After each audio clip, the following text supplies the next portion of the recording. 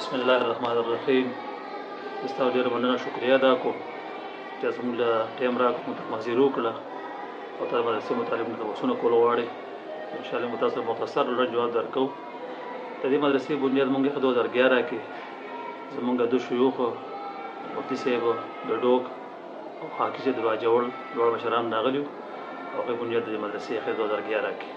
زموږ دې په دې علاقه کې مدرسې د نورو ملګرو اکثره مفتیانو ډېرې زیاتې وي او په دې علاقه باندې زموږ مفتي صاحب دې مشران درسونه قرآن کریم کړو، خو داسې مدرسې شکل زموږ دې کلي کې نه.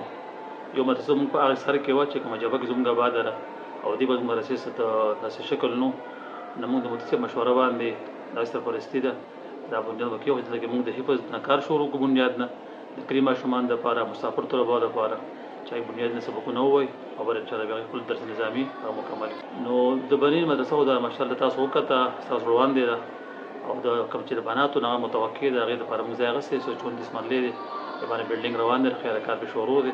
اوس موږ سره موجوده 250 جنکۍ هغه شته په خپل باجي راځي د بهر نه خپل تعلیم سره 3 غنټې ورکوي وله هغه انشاءالله متوقع مدرسه یې ده او دا انشاءالله بالکل ستاسو وړاندې دا کړل شوې ده او دې کې کار شروع ده الحمدلله. موږ څخه د ناظرین واخلي تر کتابونو پورې خامسي بل کتابونه شروع دي. موږ سره شعبه ناظره ده، شعبه حفظ ده، شعبه تجوید ده، اوله ده، ثانیه ده، ثالثه ده او خامسه ده راسره. زموږ دغه درس مکمل دلته روانه چلېږي الحمدلله.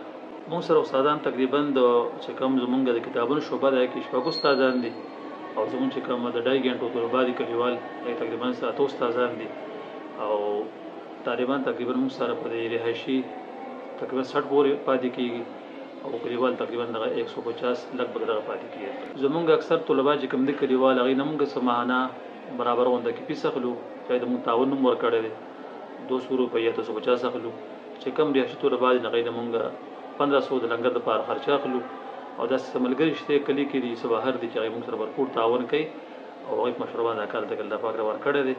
اصل کې د مشرانو دعاګانې دي، د هغوی هغه مرسته ده، د هغوی هغه خلوص دی چې مفتي صاحب زموږ د ټولو مدرسو سرپرست دی. ډوک مفتي صاحب هغوی سره ټایم په ټایم باندې مشوره کوو، نه رایخلو او د هغوی دعاګانو برکت دی الحمدلله.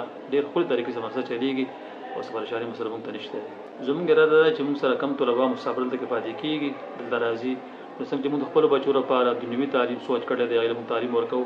نو دا وجه ده موږ د سکول یو ترتیب څخه کار شروع کړی دی چې کم طلبا موږ سره پاتې کېږي مسافر هغې کې موږ پلی ګروپ دپاره ستو طلبا اخیستي دي زموږ چې کوم دی نو 5م کلاس کې اخیستي دي.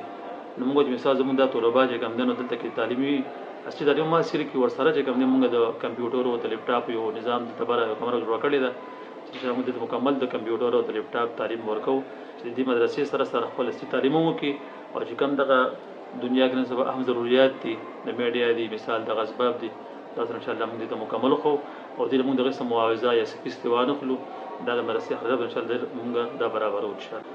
نو زموږ دا یو مطالبه انشاءالله وي چې زموږ د چانه د چاندې مطالبه نه کوو څنګه شو طریقه ده صرف دې نه د بچو مطالبه کوو چې موږ خپل بچي راولي.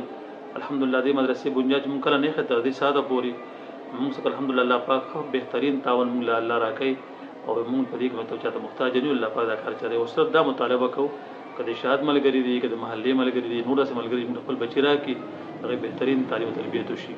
بل دې کې خصوصیت زموږ دا دی چې موږ سره څومره مدرسین نو اکثر زما شاګردان دي د دې مدرسې پیداوار دي او دلته هغوی چې کوم نه سبقونه موږ نه ویلي دي او دلته بیا هغوی په دې ترتیب باندې موږ سره تدریس کوي استاذي کوي. نو فایده به کې دا چې موږ دلته کس مسله نه پیدا کېږي او زموږ چې کوم سوچ و د طالبۍ دوران نه چې موږ مثال یو مدرسه قایم و هغوی کې به زموږ خپل شاګردان موږ سره دې کې تدریس خدمات کوي. نو الحمدلله الله وجود ورکړه. ما سره څومره استادان دي تقریبا 13 استادان ما سره خپل شاګردان دي. نو چې څنګه دا ما طالبان او استادان شو دغه موږ خلک بچي راکړي انشاءالله دې هم الله پاک عالمان حافظان قرآن جوړ کړي او دا زموږ د معاشرې لپاره یو نیک خلک وي او دې کې چې خپل کوشش کوي د خلکو اصلاح کړي او د عمل وکړي انشاءالله.